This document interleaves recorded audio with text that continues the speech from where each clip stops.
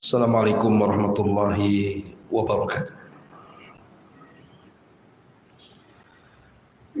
Alhamdulillah wassalatu wassalamu ala Rasulillah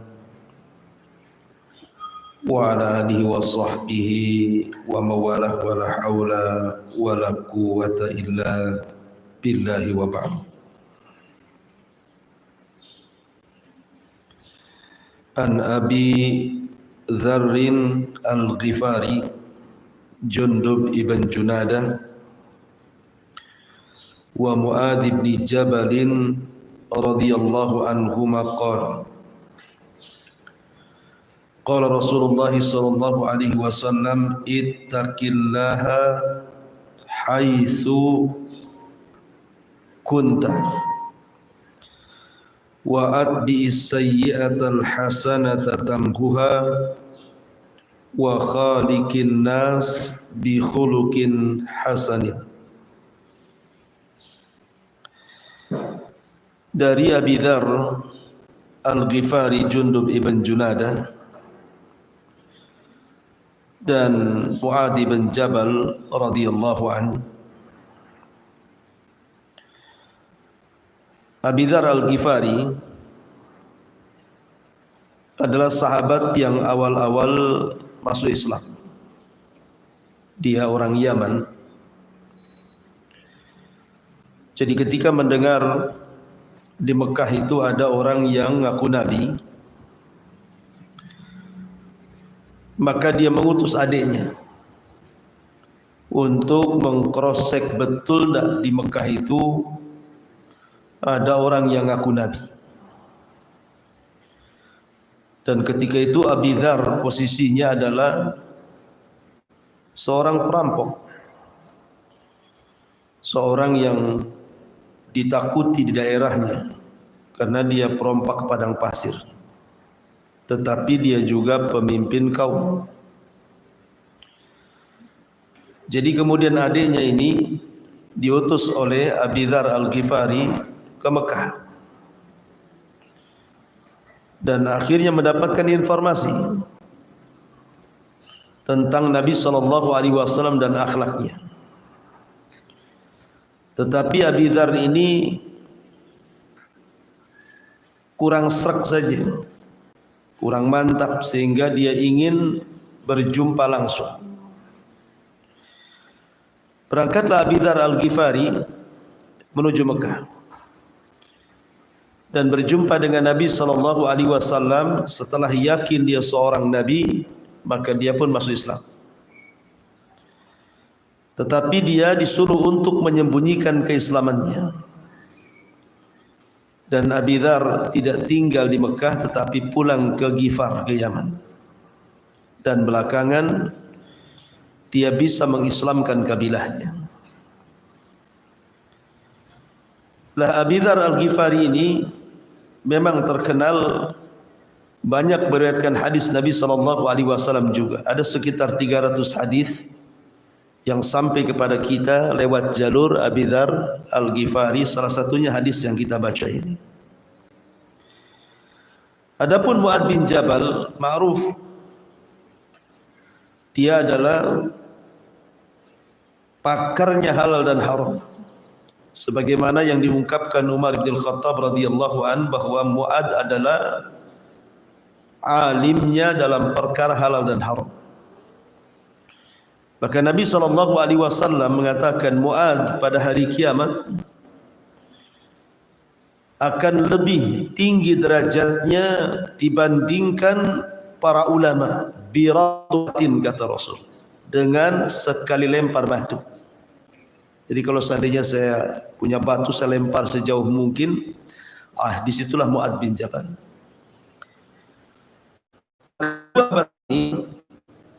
Meriwayatkan dari Nabi SAW 3 perkara. Setiap satu perkara 4 kalimat. Pertama, ittaqillaha haitsu ma kun wa atbi'is sayyi'atal hasanata tamhuha wa khaliqin nas bi khuluqin hasan. Pertama, Nabi SAW mengatakan ittaqillaha haitsu makun. Bertakwalah kepada Allah dimanapun anda berada. Apa makna takwa itu? Ali bin Abi Thalib radhiyallahu an ketika ditanya makna takwa, beliau mengatakan takwa itu al-khaufu minal jalil wal amalu bitanzil wal qana'atu bil qalil wal isti'dad li yaumir rahim.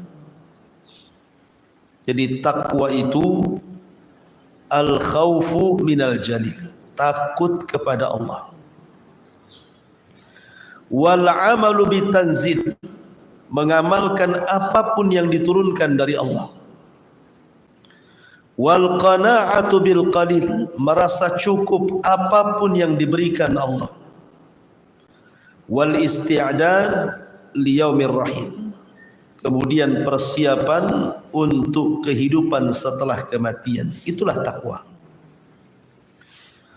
Jadi takwa itu, kata Ali bin Abi Thalib, terdiri dari 4 kalimat: takut kepada Allah, mengamalkan apapun yang diturunkan Allah, menerima apapun yang diberikan Allah, dan persiapan untuk setelah kematian.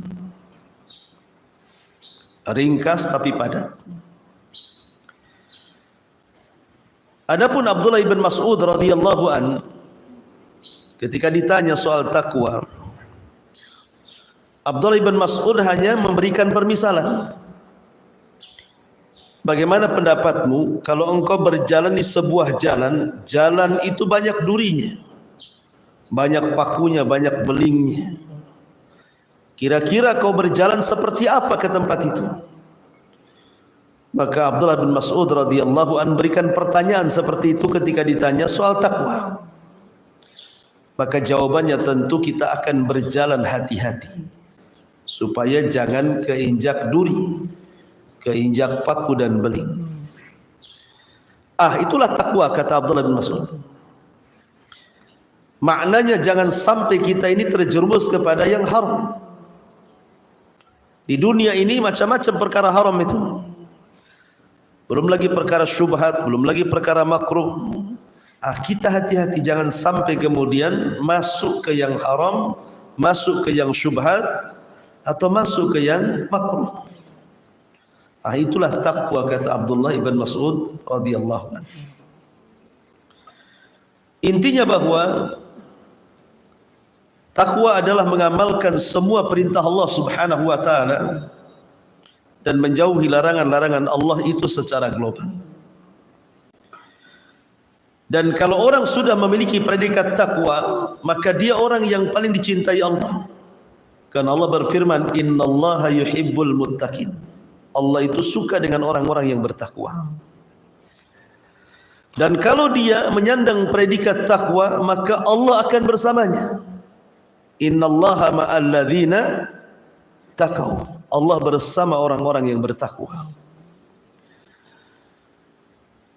Dan apabila orang menyandang predikat takwa, maka semua kesulitannya pasti akan dicarikan jalan keluarnya. Wa man yattaqillaha yaj'al lahu makhraja wa yarzuqhu min haitsu la yahtasib. Barang siapa yang bertakwa kepada Allah, maka pasti Allah akan carikan jalan keluarnya. Kalau seorang suami istri bercerai, tetapi perceraiannya itu di atas takwa, berpisahnya karena takwa, karena sudah tidak bisa,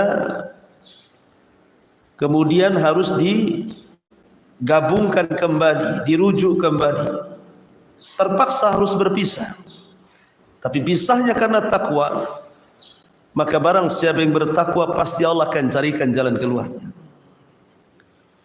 Seseorang keluar dari pekerjaan haram, mungkin di situ banyak ribanya, mungkin di situ banyak gharar zalimnya, dia keluar karena takwa. Dia ingin mencari pekerjaan yang halal, Maka Allah katakan, wa man yattaqillaha yaj'al lahu makhraja. Pasti Allah akan carikan jalan keluarnya, apapun masalahnya. Makanya Abdullah ibn Abbas turjumanul Quran ketika mentafsirkan ayat ini dia mengatakan, barang siapa yang bertakwa kepada Allah maka Allah akan carikan jalan keluarnya. Maksudnya jalan keluar di dunia dan jalan keluar di akhirat, dua-duanya menunjukkan bahwa takwa ini luar biasa. Ma'asyiral muslimat yang dimuliakan Allah Subhanahu wa taala, ini yang pertama. Yang kedua, Nabi mengatakan wa'at bi'is sayyi'atal hasanata tambuha. Ikutilah perbuatan buruk itu dengan kebaikan, niscaya kebaikan akan menghapus keburukan. Di zaman Nabi ada seorang sahabat yang ketika itu terjerumus kepada kemaksiatan kepada Allah dengan cara berkhalwat dengan seorang yang bukan muhrimnya. Karena dia merasa berdosa sudah berkhalwat dengan wanita yang bukan mahramnya, dia datang kepada Nabi SAW dan mengatakan, ya Rasulullah, inni qad fa'altu dzamban 'azima. Ya Rasul, aku sudah melakukan dosa besar. Kata Rasul, kenapa? Saya sudah berkhalwat dengan seorang wanita yang bukan mahram dan saya sentuh kulitnya, tapi tidak berzina, hanya zina sentuhan, zina mata, begitu saja. Maka Nabi SAW mengatakan, apakah engkau solat asar berjamaah tadi? Kata Rasul, apakah engkau tadi solat berjamaah asar bersamaku? Maka anak muda ini mengatakan, iya. Kata Nabi SAW, idhab faqad ghafarallahu lak. Pergi kamu, karena Allah sudah mengampuni dosamu dengan salat asar jamaah itu. Dari sini Allah turunkan ayat, innal hasanat yudhibnas sayyiat. Sesungguhnya kebaikan-kebaikan itu bisa menutup keburukan. Jadi dosa khalwatnya tadi terhapus dengan salat asar berjamaah. Makanya Rasul mengatakan, pergi, Allah sudah ampuni dosamu. Seorang laki-laki datang kepada Abdullah ibn Abbas radhiyallahu anhuma, dan di samping Abdullah ibn Abbas ada Atha, muridnya. Orang ini mengatakan, wahai Ibn Abbas, aku suka dengan seorang wanita. Fakhatabtuha, aku pun melamarnya. Tiba-tiba dia menolak lamaranku. Tiba-tiba ada laki-laki yang melamarnya, diterima pula lamarannya. Faqataltuha, aku bunuh wanita itu. Jadi orang ini mengatakan kepada Ibnu Abbas, saya suka dengan seorang wanita, kulamar dia, ditolaknya aku. Datang laki-laki lain melamarnya, diterima pula dia. Faqataltuha, aku bunuh wanita itu biar sama-sama tidak dapat. Kata laki-laki ini, halli minat taubah, apakah ada taubat bagiku? Kata Abdullah bin Abbas radhiyallahu anhu, ahayyun walidai, apakah masih hidup kedua orang tua? Dia mengatakan sudah meninggal. Kemudian kata Abdullah bin Abbas, kalau begitu beristighfarlah, mintakan ampun kepada Allah akan kedua orang tuamu, dan pergilah kamu. Atau yang di samping Abdullah bin Abbas ini heran, kok soalan dengan jawaban kok beda? Orang ini tanya sudah bunuh orang, kok jawabannya tanya masih hidup orang tuanya? Kan nggak nyambung tuh jawabannya.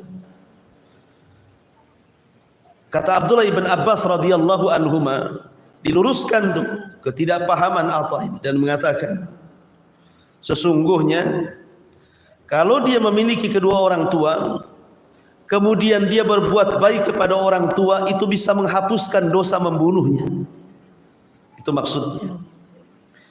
Dari sini Nabi SAW mengatakan, ikutilah perbuatan jahat itu dengan kebaikan, lah kebaikan ini akan menghapuskan kejahatan itu.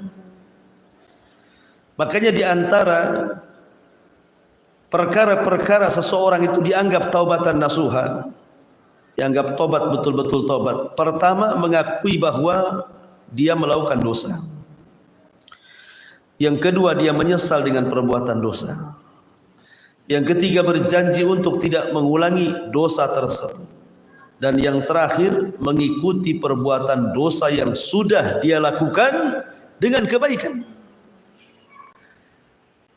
Artinya bahwa kalau seandainya dulu ibu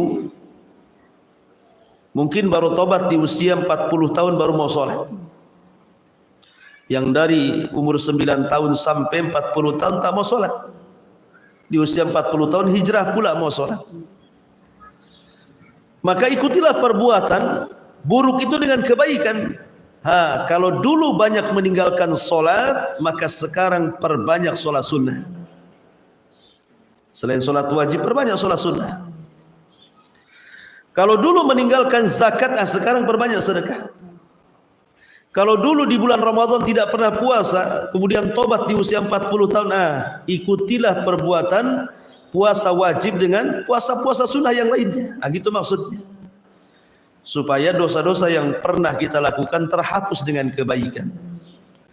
Itu makna daripada wa'at bi sayyi'atal hasanata tamhuha.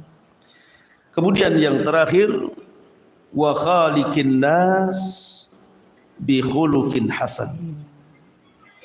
Dan pergaulilah manusia dengan akhlak yang baik. Bicara tentang husnul khuluq, tidak ada perkara yang paling banyak memasukkan manusia ke dalam sorga melebihi husnul khuluq, baik akhlak. Karena Nabi SAW yang mengatakan, aktsaru ma yudkhilun nasal jannah, kebanyakan orang yang dimasukkan oleh Allah ke dalam sorga. Rasul tidak mengatakan salat, Rasul tidak mengatakan puasa, Rasul tidak mengatakan zakat, Rasul tidak mengatakan qiraatul Quran, zikir dan yang lainnya. Tapi Rasul mengatakan kebanyakan orang yang dimasukkan oleh Allah ke dalam sorga itu dua perkara, taqwa Allah wa husnul khuluq. Takwa kepada Allah dan baik akhlak. Bahkan husnul khuluq ini bisa memberatkan timbangan yang tidak bisa diberatkan oleh amalan yang lainnya. Artinya bahwa husnul khuluq ini bisa memberatkan timbangan melebihi amalan salat, melebihi amalan zakat, melebihi amalan baca Quran, dan begitu seterusnya. Berdasarkan hadis Nabi SAW, Nabi mengatakan asqalu fil mizan, bahwa seberat-berat dalam timbangan adalah alaika bi husnil khuluq, perbaiki akhlakmu. Ma'asyiral muslimat yang dimuliakan Allah Azza wa Jalla, bahkan terkadang ada sorga yang tidak bisa diraih kecuali dengan husnul khuluq. Ada sorga, tingkatan-tingkatan sorga itu terkadang tidak bisa dicapai kecuali karena husnul khuluq. Nabi SAW mengatakan, ana zaimun bi baitin fi rabdil jannah liman taraka al-mira wa in kana muhiqqa, wa bi baitin fi wastil jannah liman taraka al-kadhib wa in kana maziha, wa bi baitin fi a'lal jannati liman hasuna khuluquhu. Kata Rasul, ku jamin sebuah istana di pinggiran sorga bagi orang yang meninggalkan perdebatan walaupun dia di atas kebenaran. Ku jamin Allah akan bangunkan istana di tengah sorga bagi orang yang meninggalkan dusta walaupun main-main. Dan ku jamin, kata Rasul, Allah akan buatkan satu istana di sorga yang paling tinggi bagi yang baik akhlaknya. Lihat di sini, terkadang ada tingkatan-tingkatan sorga itu tidak bisa diraih dengan ibadah. hanya bisa diraih dengan husnul khuluq. Makanya husnul khuluq itu amalan yang paling dicintai oleh Allah Azza wa Jalla. Berdasarkan hadis Abi Hurairah radhiyallahu anhu atau hadis Aisyah radhiyallahu anha, kata Nabi sallallahu alaihi wasallam, abghadun nas 'ala Allah al-adadul khasm. Orang yang paling dibenci di hadapan Allah itu orang yang keras lagi kasar. Artinya tidak berakhlak. Maknanya bahwa orang yang paling dicintai Allah itu adalah orang yang berakhlak. Dari sini bahwa akhlak itu sangat penting sekali. Lalu apa sih akhlak itu sebenarnya? Mengutip perkataan Abdullah ibn Mubarak radhiyallahu anhu, akhlak itu diambil dari 3 kata. Pertama, kaful adha. Yang kedua, badlun nadha. Dan yang ketiga, talaqatul wajhi. Itulah akhlak. Singkat padat, kata Abdullah ibn Mubarak. Abdullah ibn Mubarak mengatakan akhlak adalah kaful adha. Berhenti untuk tidak menyakiti orang.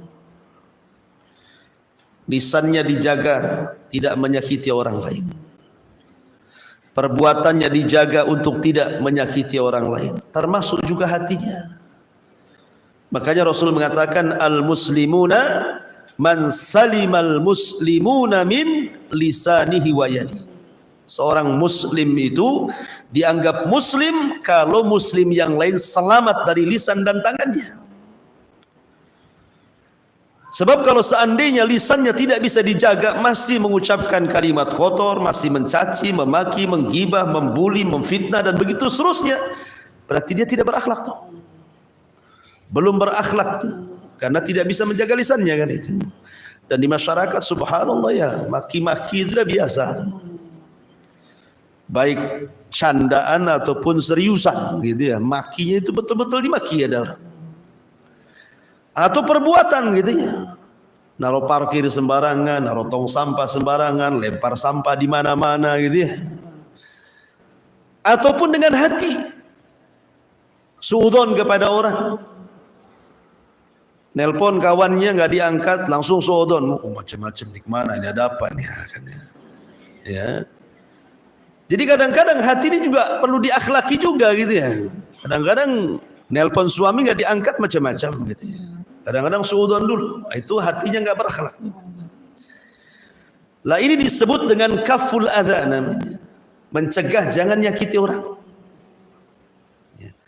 Tentu kaful adha juga harus diiringi dengan ihtimal al adha, sabar dari orang-orang yang menyakiti kita. Selain kita tidak boleh menyakiti orang, kita pun sabar kalau disakiti orang, itu maksudnya. Mungkin di antara kita bisalah tidak menyakiti orang kan, hati-hati ngomongnya, hati-hati perbuatannya, hati-hati, tapi belum tentu dia sanggup ketika disakiti orang. Karena sakitnya itu di sini katanya. Makanya sering saya katakan, kaedah itu kalau orang disakiti, anggaplah ucapan manusia itu kal gubar, kata ulama, seperti gubar. Tahu itu gubar itu? Kalau ada pasir dihempas angin tuh, kemudian debunya kemana-mana, itu gubar namanya. Jadikan ucapan manusia itu seperti itu. Artinya pujian dan celaan sama saja. Itu maksudnya. Mau dia memuji saya, mau dia mencela saya, terserah. Karena hati orang mulia itu tidak akan berubah karena pujian dan tidak pun berubah karena celaan. Karena sering saya katakan manusia tidak selamat dari ucapan orang. Mana ada manusia selamat dari ucapan orang? Enggak ada. Mau sembunyi di mana saja dibicarakan orang. Ibu nih berusaha untuk tidak bergaul dengan orang karena takut ngomongnya salah, di rumah saja pasti diomongin orang. Jangan-jangan sakit jiwa katanya, nggak keluar-keluar katanya kan. Padahal niatnya baik kan, dia nggak mau ketemu orang, itu saja diomelin orang gitu. Ada orang yang supaya nampak supel, jarang di rumah, semua tetangganya dikunjungi, diajak ngomong. Mau tinggal di rumah salah, mau keliling di rumah juga salah. Memang manusia itu tidak bisa direm. Artinya gini, ibu berbuat baik belum tentu orang suka, apalagi berbuat jahat. Ya. Berbuat baik saja lo orang nggak suka. Dari sini ada kaidah ridwan nas ghayatun la tusa. Mencari keridhaan orang itu tidak mungkin didapat sampai kiamat. Tidak mungkin. Kita ini supaya dicintai orang nggak akan mungkin, karena tidak semua manusia itu mencintai kita. Ada yang suka, ada yang tidak, ada yang hasad, ada yang dengki gitu ya. Makanya jangan jadikan ucapan manusia itu mempengaruhi hati. Jadi orang yang mulia itu celaan dan pujian sama saja. Saya tidak naik gara-gara dipuji, tidak pula runtuh gara-gara dicela, gitu maksudnya. Sebab kalau seandainya ketika orang bertepuk tangan karena melihat kita berhasil, belum tentu tangan itu menepuk gitu ya ketika kita nyungsep. Boleh jadi kemudian meletakkan di wajah-wajah mereka gitu.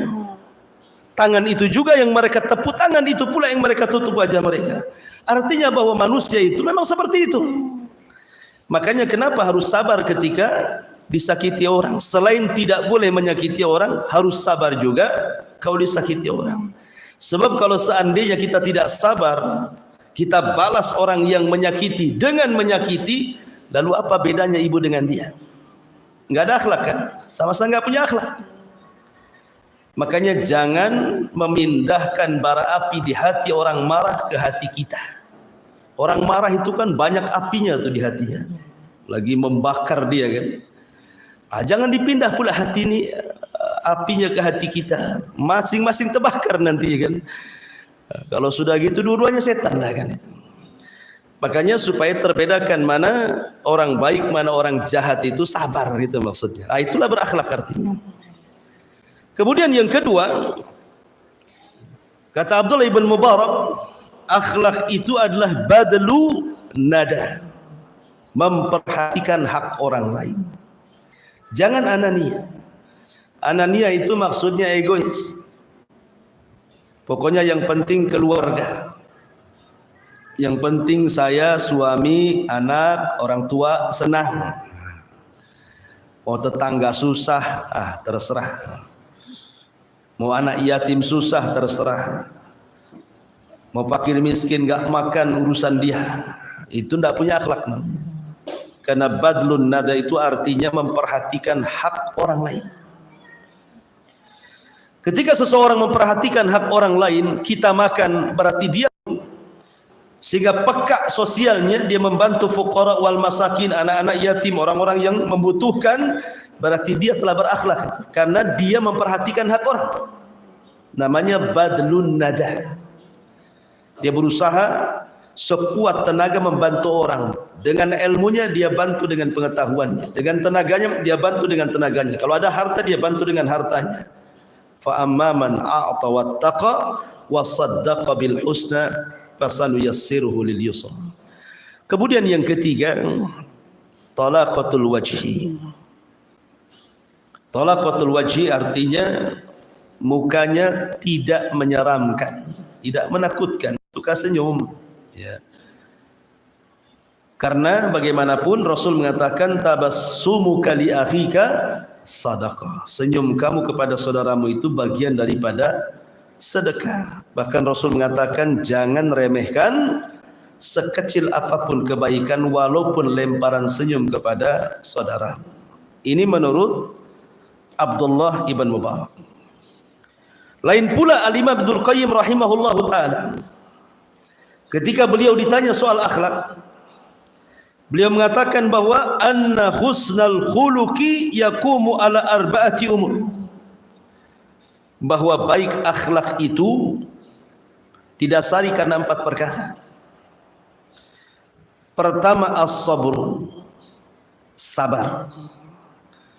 Yang kedua, al-iffatu, menjaga kehormatan. Kemudian yang ketiga, wasyaja'atu, memiliki keberanian. Kemudian yang terakhir, wal adlu, dan memiliki kebijaksanaan. Inilah pondasi akhlak. Sabar.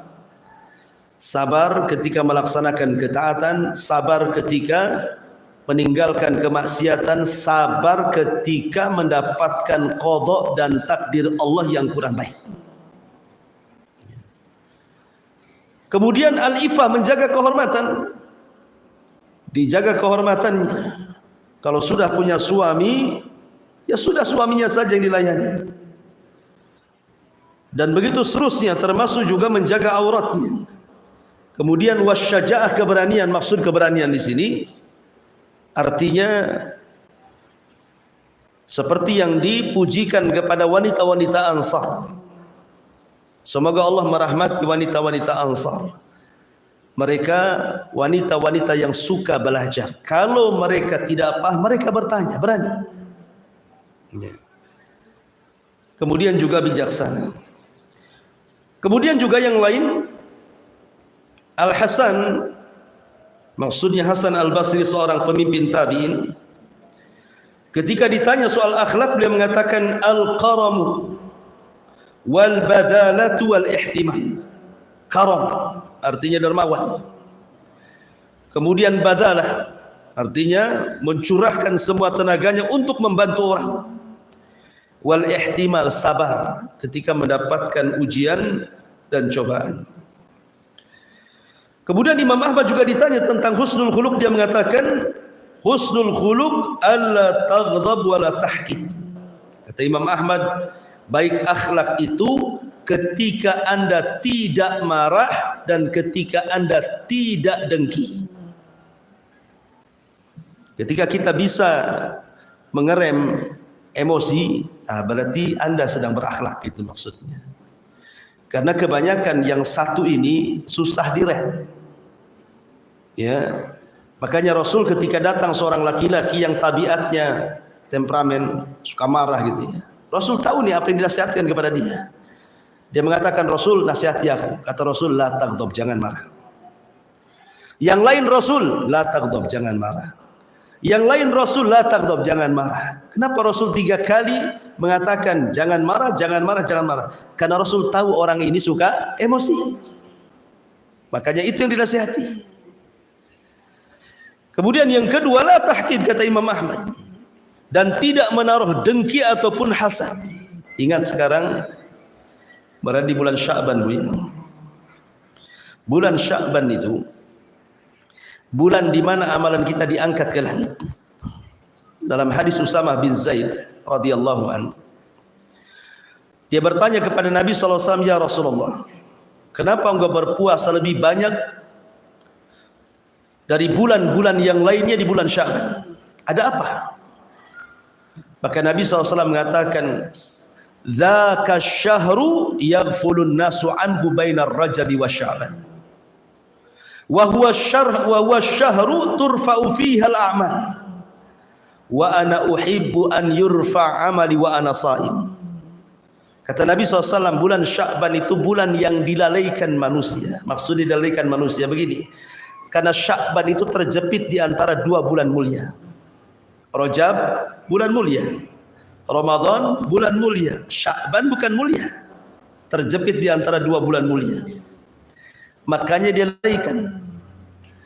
Karena kebanyakan orang kalau masuk Sya'ban itu terfokus Ramadan, sehingga sebagian orang fokus cari kerja, cari uang supaya nanti Ramadan itu senang. Ini dia.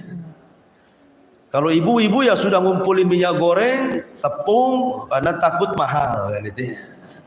Jadi Sya'ban itu sudah persiapan tuh. Persiapannya urusan dunia saja. Makanya kenapa Rasul mengatakan yaghfulun nasu anhu, lalai. Padahal bulan Sya'ban ini bulan diangkatnya amal. 1 bulan lagi, coba bayangkan. Kalau harian kan diangkatnya amal nunggu subuh atau nunggu asar kan itu. Kalau mingguan nunggu Senin, nunggu Kamis. Ini 1 bulan nih. Coba diangkat amalannya, mau siang, mau malam, jam berapa saja diangkat amalannya. Makanya kenapa? Karena bulan ini bulan yang dilalaikan manusia, padahal tempat diangkatnya amal. Maka siapapun ibadah di waktu manusia lalai, maka ibadah itu sangat istimewa. Sama dengan duha.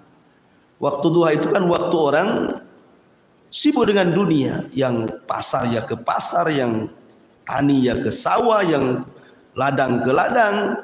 Tiba-tiba Anda keluar kemudian sholat duha, artinya keluar dari dunia, itu namanya. Makanya sholat duha disebut sholatul awabin, sholatnya orang yang bertobat, kembali kepada Allah Azza wa Jalla. Makanya istimewa nilainya. Lah sama juga ibadah di bulan Sya'ban itu juga sama, karena manusia banyak yang melalaikan bulan Sya'ban. Kalau kita tidak lalai, berarti memang kita ada istimewa. Yang kedua, setiap ibadah yang nempel dengan ibadah wajib, berdekatan dengan ibadah wajib, biasanya amalan itu istimewa. Contoh rawatib, ada qobliyah, ada ba'diyah. Solat yang bisa menempel solat wajib hanya qobliyah, ba'diyah, itu disebut dengan sunanul rawatib. Makanya puasa Sya'ban ini adalah qobliyah puasa Ramadan. Kemudian Syawal ba'diyah puasa Ramadan. Sama dengan rawatib, ada qobliyah, ada ba'diyah. Lah puasa juga sama, ada qobliyah, ada ba'diyah, gitu maksudnya. Nah, setiap amalan sunnah yang mendekati wajib berarti istimewa nilainya. Makanya jangan disia-siakan. Aisyah radhiyallahu anha ketika punya hutang puasa tahun kemarin, dibayarnya Sya'ban tahun depannya, gitu ya. Karena ingin memperbanyak puasa di bulan Sya'ban, maka qada Ramadan pun terkadang diambil bulan Sya'ban, karena Rasul tidak pernah puasa sebanyak, maksudnya sunnah sebanyak di bulan Sya'ban. Tetapi sayang, ada orang yang dari Ramadan kemarin sampai bulan Sya'ban sekarang amalannya tidak diangkat. Siapa mereka? Kok ada orang-orang yang dari Ramadan tahun kemarin sampai Sya'ban sekarang loh amalan tidak diangkat-angkat? Kata Nabi SAW, 2 orang. Pertama, al-musyrik. Yang kedua, al-musyahid. Musyrik itu artinya menyekutukan Allah, ma'ruf musyrik. Orang yang menyekutukan Allah disebut musyrik. Dan Allah katakan, la in asyrakta la yahbatanna amaluka wa la takunanna minal khasirin. Kalau engkau menyekutukan Allah Subhanahu wa taala, hancur lebur amalanmu dan engkau termasuk orang yang merugi. Artinya syirik itu menggugurkan amal. Kalau gugur amalannya, apa yang mau diangkat ke langit? Enggak akan diangkat. Enggak ada amalan yang mau diangkat. Yang kedua, musyahin. Musyahin inilah yang dikatakan Imam Ahmad, hatinya penuh dengan hasad dan dengki.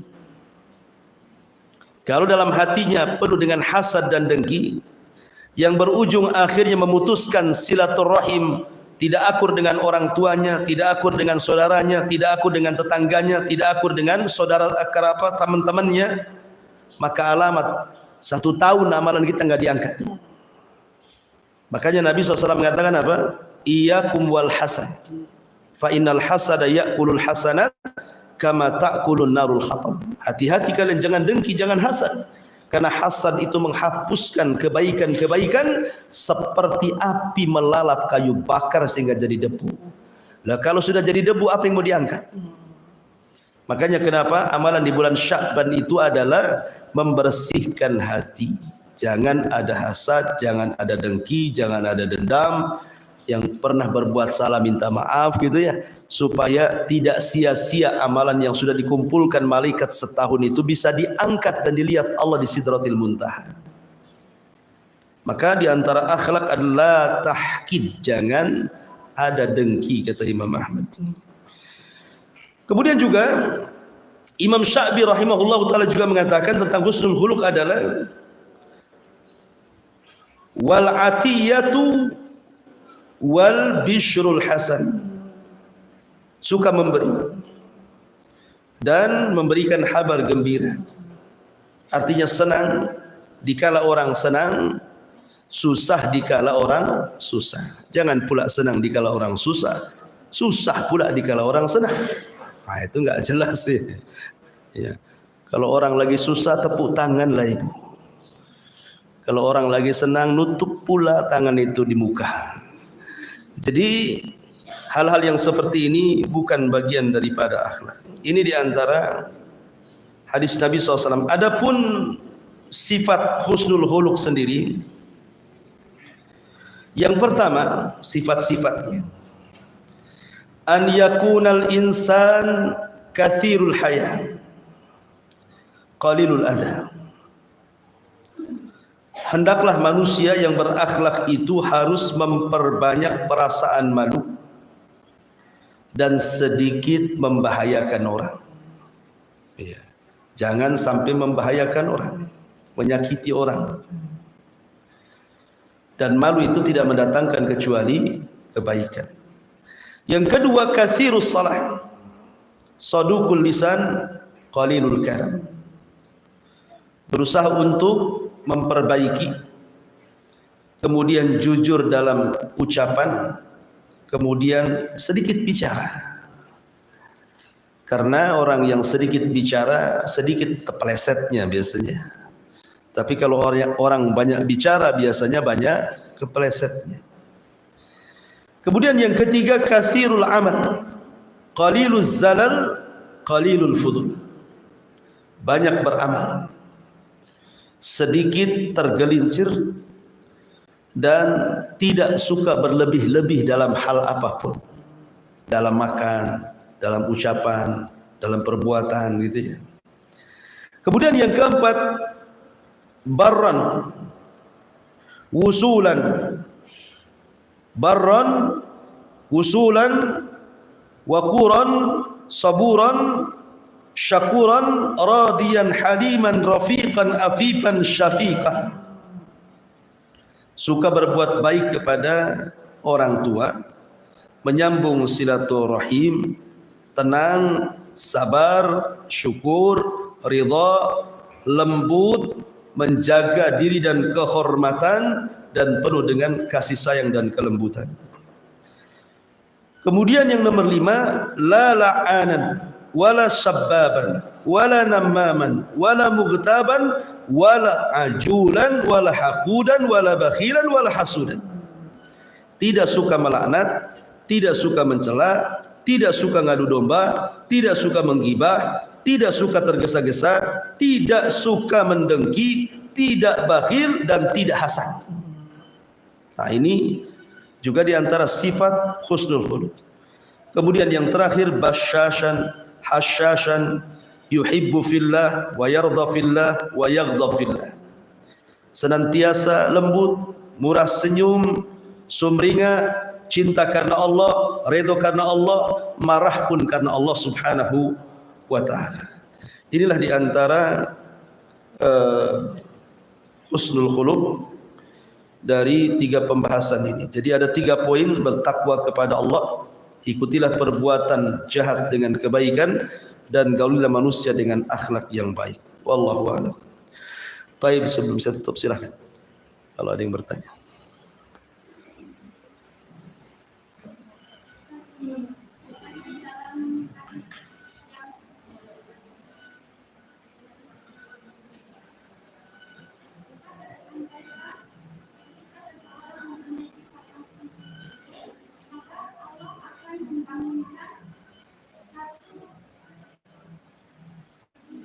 Rumah, satu istana.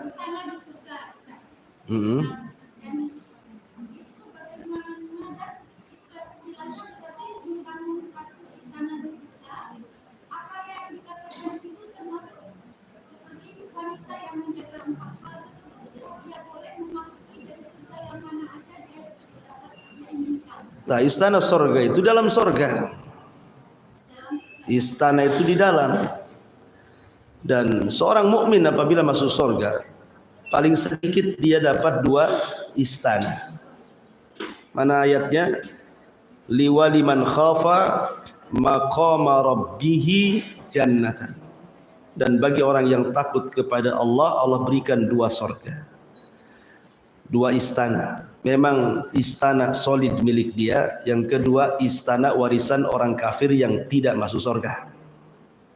Masing-masing orang itu dibangunkan rumah di surga, hatta orang kafir. Tapi ketika orang kafir masuk neraka dan tidak kembali ke surga, maka istananya diwariskan kepada orang beriman. Makanya paling sedikit orang yang beriman dapat 2 surga. Tapi bisa lebih tergantung amalannya. Ini paling sedikit. Maksudnya dapat 2 istana gitu ya. Istana yang terbuat dari emas dan perak.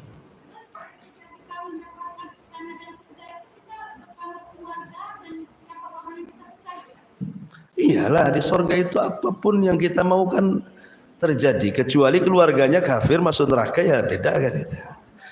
Di surga itu semua akan kumpul. Masalahnya usianya sama. Antara usia Nabi Isa bin Maryam berapa? 34 tahun. 33, 34. Mau cucu ya segitu, mau nenek ya segitu, suami ya segitu, semua sama. Usianya sama. Ya tapi ngenali, ini ibu saya, ini suami saya, ini istri saya, anak saya, walaupun sama. Karena di surga itu memang tidak ada nenek-nenek. Ya, di zaman Rasul kan ada nenek-nenek datang kepada Rasul.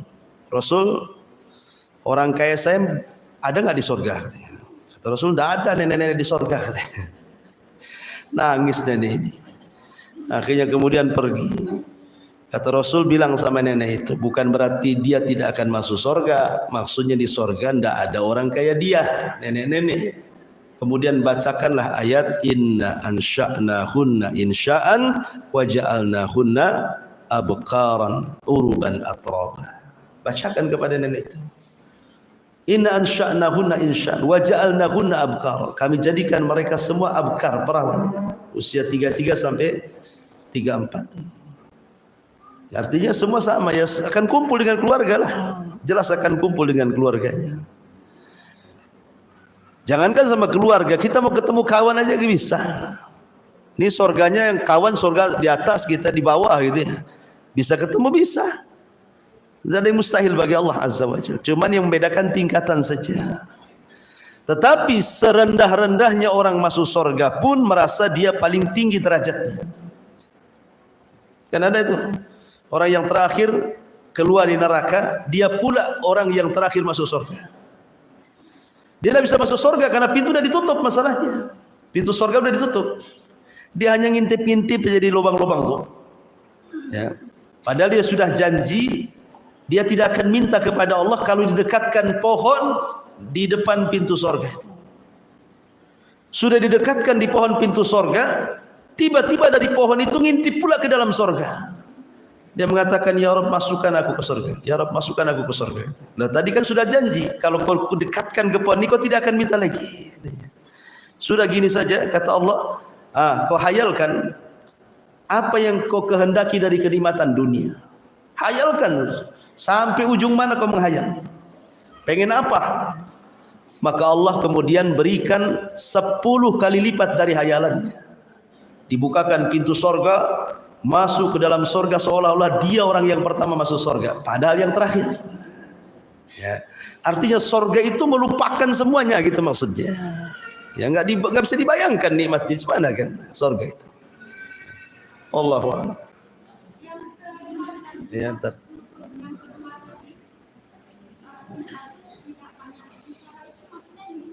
Mana?